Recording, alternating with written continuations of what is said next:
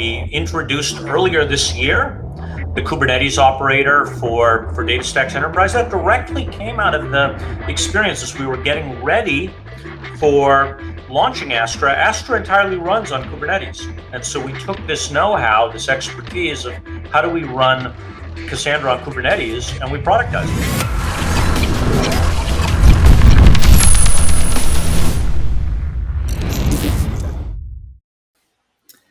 Cassandra is one of the best open source success stories that I know.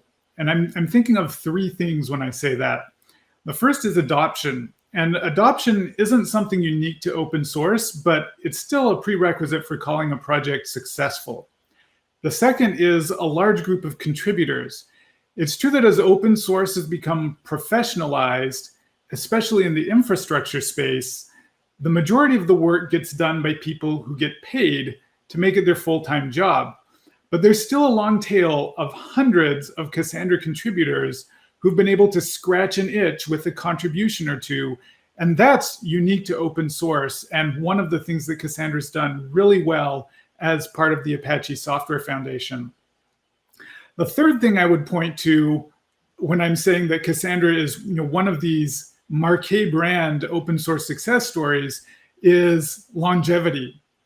And that, in one sense, isn't unique to open source because you've got really long-lived pieces of infrastructure that are proprietary. But in another sense, this is unique to open source, and that's how it can survive beyond its original use case and beyond its original creators. Some of you know that Cassandra was created in 2008 by Facebook to solve their problem of inbox search. And it achieved that relatively early on, helping scale that out. That was Cassandra's first mission. But by the end of 2009, Facebook wasn't significantly involved in Cassandra development anymore. But DataStax came in to pick up the torch, and we were later joined by another wave of big users like Netflix and later Apple. So that's one of the things that I'm really excited about with open source, is that it gives you a way to create a sum that's greater than, or a whole that's greater than the sum of the parts, where you have these different stakeholders collaborating and contributing, and it can live on past any one of those. So in the past 10 years, Cassandra's come a long ways. When it started, it didn't have indexes. When it really started back in the very first open sourcing of it, it couldn't even delete rows. But it didn't have compression or virtual nodes or transactions. But if I were to pick one feature that I'm proudest of, I would call out the Cassandra query language, or CQL. Some of you will remember back in the early days of the NoSQL era, some people took the NoSQL name very seriously. And there were people who literally thought, I really don't like SQL, and I want to use a database that doesn't impose that on me. But I always thought that SQL was a perfectly reasonable language for data access because of its declarative nature. And when we created a derivative of SQL for Cassandra, we showed the entire industry that you didn't have to throw the baby out with the bathwater to get the features of what became known as NoSQL databases, of scale and performance and availability. And you could do that while still giving people a language that let them be productive and build applications faster, that let them build on the skill set they already had. And so we've now seen first Microsoft add CQL support to Cosmos DB. Amazon added it to DynamoDB. You have smaller companies like Yugabyte supporting CQL. So it's almost turning into a de facto standard for NoSQL databases, and I'm really proud of that. If I'm looking at the next 10 years, Cassandra at this point is a mature database with all of the features that I mentioned earlier. There's definitely more features that we want to add, but these are primarily going to be more incremental improvements And the more exciting story is going to be, how do we take this incredibly scalable, incredibly powerful database and make it accessible to, companies and teams that don't have like a set of high priests of Cassandra to manage it for them. We want Cassandra to just work and to let you be as productive as possible. So I have DataStax's Chief Product Officer, Ed Anuff, joining me to talk a little bit about how we're taking the first steps down that road. So I think the first thing that you kind of have some strong opinions of, because your background includes several years as a user of Cassandra. We're trying to meet developers where they are. And, I mentioned that I'm proud of CQL, but in some sense, we've moved beyond that. Like, we want CQL to be a foundation that we build on, and not like the raw building blocks. You shouldn't have to be using raw SQL in your application. We want you to be able to build that with REST APIs, with GraphQL, with higher level things like Quarkus and Spring Boot and JHipster. And I know you've got some strong feelings about that, as from your background as a user. So can you share that perspective with us? Yeah, sure, absolutely. Building on top of a database is something that every application developer needs to do. And as you pointed out, I was very happy to have had the chance to work with Cassandra back in the early days with you and the great community around Cassandra. So it's going on about 10 years back, and I've been at companies that have been using Cassandra ever since then. So, very happy to have the opportunity here at the Cassandra company at DataStax and helping enterprises succeed with it.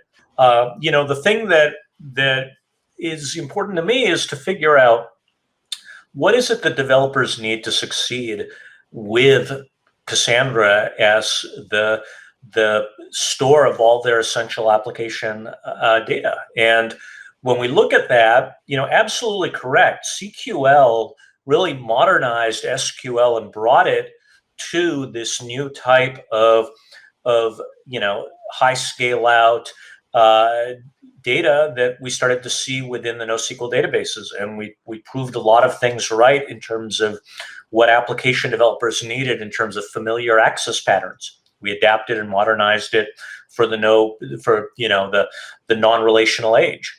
And what we've seen, though, is that there are other access patterns that are necessary. And there's other mechanisms that people are using to access their data. When we go and look at how Java developers go and interact with the data within their databases, they are using Spring, and they are using Spring data. And having first-class support in that is just as important as going and modernizing and bringing the SQL access patterns. And so we made a big investment in that, and it's something we're continuing to do. And we're seeing that there's all new mechanisms as well, things like Quarkus that a whole new generation of Java developers is using to modernize what they're doing. At the same time, we're seeing that API-based access to data, some of that in the form of microservices, some of that in terms of things like REST and GraphQL, are becoming important for a whole new generation of developers that are using other forms of languages, people that are using Node.js, people that are using Python. They're looking for this as well. So, in 2020, when we're going and looking at saying, what is the application developer, what is the back-end developer, what is the full stack developer, what does the front-end developer need to access their application's data, the answer is they need a variety of different things. And it's becoming increasingly important that the database is designed with that in mind. So when you look at the investments going forward, they're in all of those things. We want to make sure that the application developer, as they go and say, what is the right database for me, they don't come up with a separate set of answers when they go on one hand and look at all of the operational realities, the scale out, and when they go and look at what they need to be productive and agile in building their applications. Should not be an either or choice. And so this has been a massive area of focus for us. And I'm really happy to say that if you look at where we are right now, if you look at the APIs we've exposed with Astra, which is our Cassandra as a service, when you look at what we're bringing to the open source community, when you look at what we have within DataStax Enterprise, we have delivered some, on all of these things. We've got a long way to go, but definitely putting the developer first, has been a focus for us. Yeah, so I kind of feel like our mission for, like I said, kind of the next 10 years, or at least the first part of that, is to bring Cassandra to a wider audience and let more people take advantage of its power. And the first, half of that is what you've been describing around developers and lowering that learning curve, reducing that friction. The other half is around actually operating it. So Cassandra is kind of it's kind of an interesting beast, because once you get it up and running, I know of Cassandra 1.0 installations from like 8 years ago that are still humming along, and people are like, no, you can't touch that because it works and it's reliable and nobody gets paged.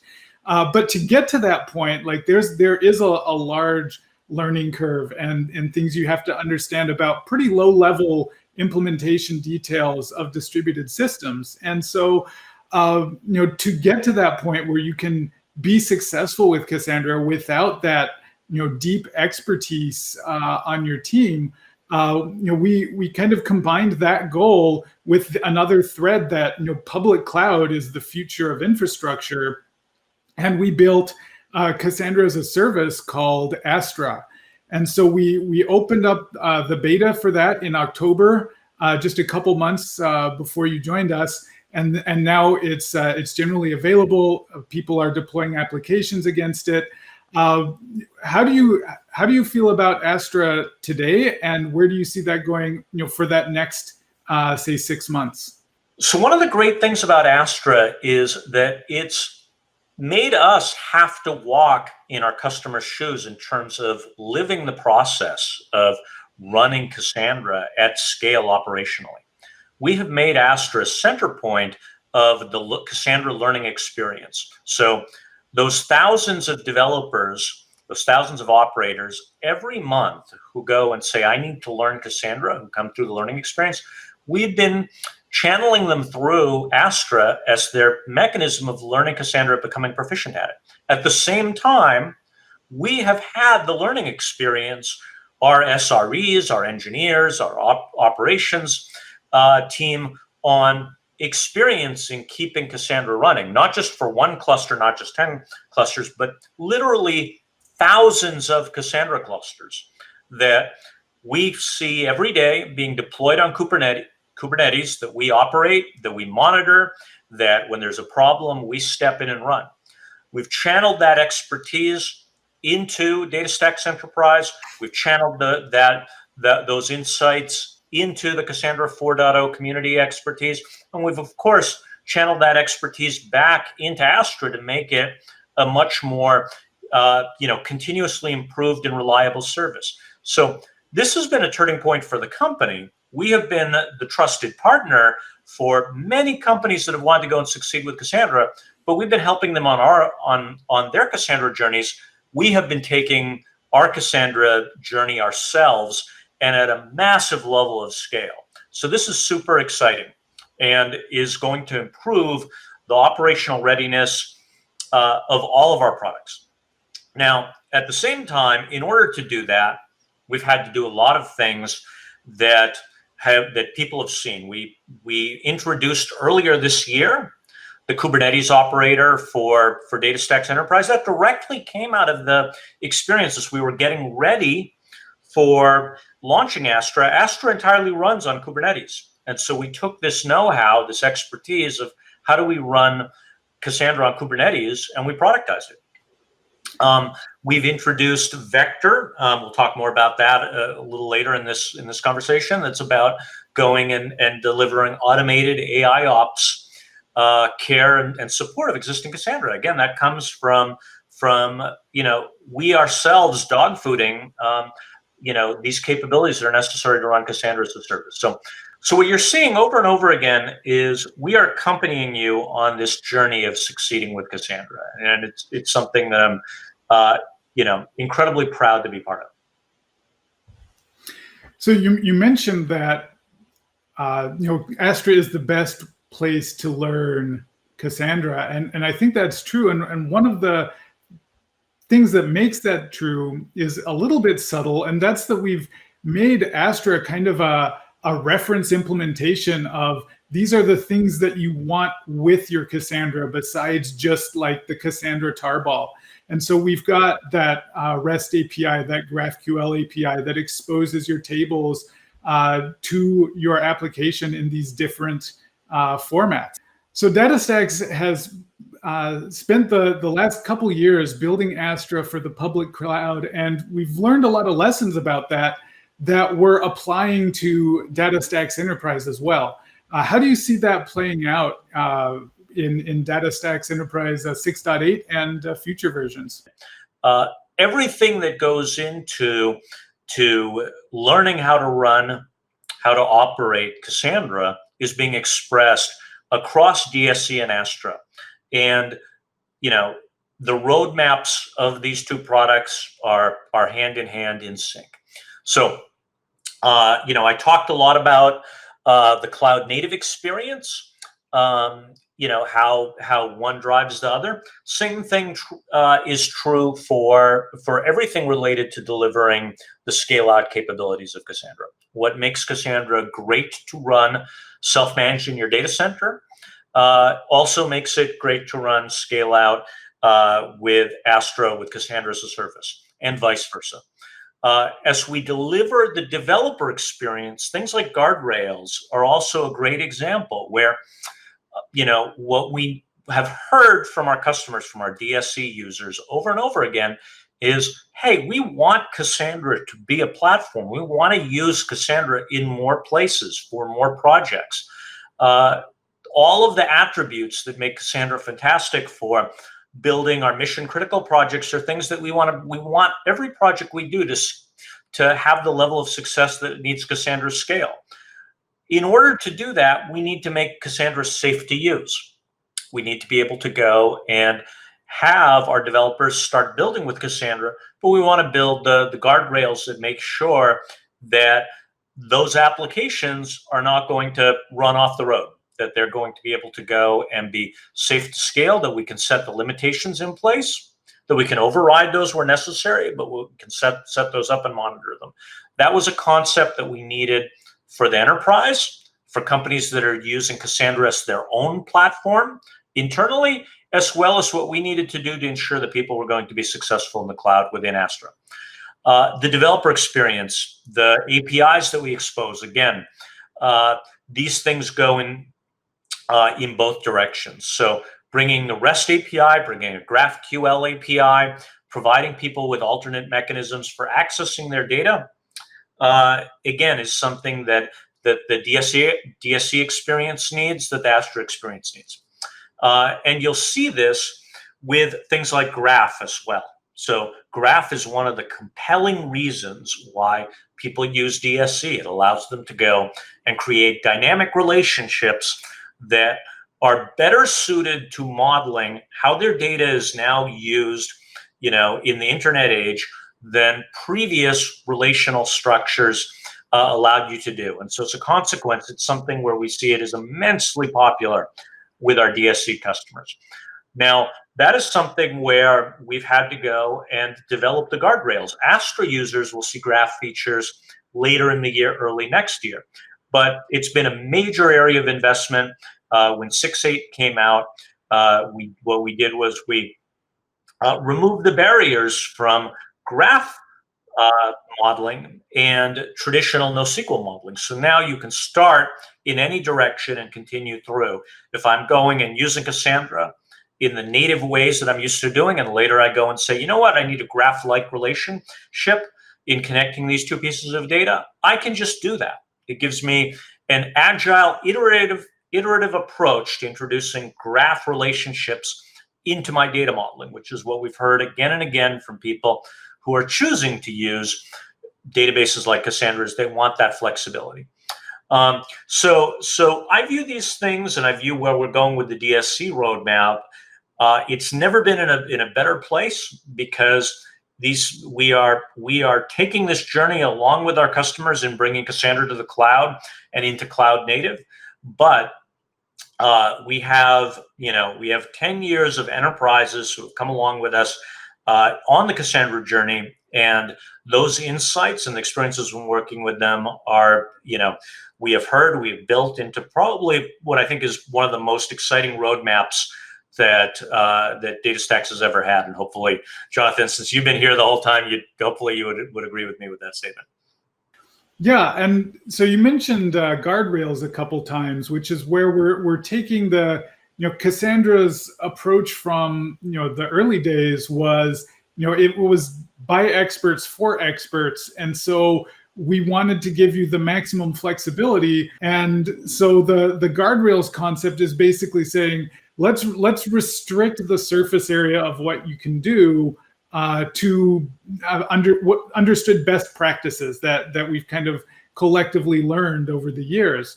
And so kind of taking that even further, you mentioned a few minutes ago that we've also released a product called Vector. So how does that go beyond guardrails? Like, what's the difference in what we're trying to do there? Yeah, so Vector is something that is in the early stages. We are in private beta right now. I do encourage everybody who is watching this video to go and sign up for it. We'll be in a controlled early access private beta through most of the summer. What it's about is going and automating the challenges that we see in going and running Cassandra, any flavor of Cassandra in any environment. And it uses a process that's called AI Ops. So it continuously monitors your Cassandra cluster. It looks for key signals. It gives you a set of prescriptive steps you can take to head off the challenges many people see operationally with Cassandra before they become a problem. So it's a really exciting thing. We are very excited to have brought this concept of AI Ops to the Cassandra world, built on top of a lot of the expertise that we have developed over the years. We also, as many of you know, we acquired a company called The Last Pickle that has been one of the premier Cassandra specialty consulting companies, and we've incorporated their expertise, and a lot of their development went into this. That's a great update on Astra, on DSC, on Vector. Thanks, Ed. Thank you.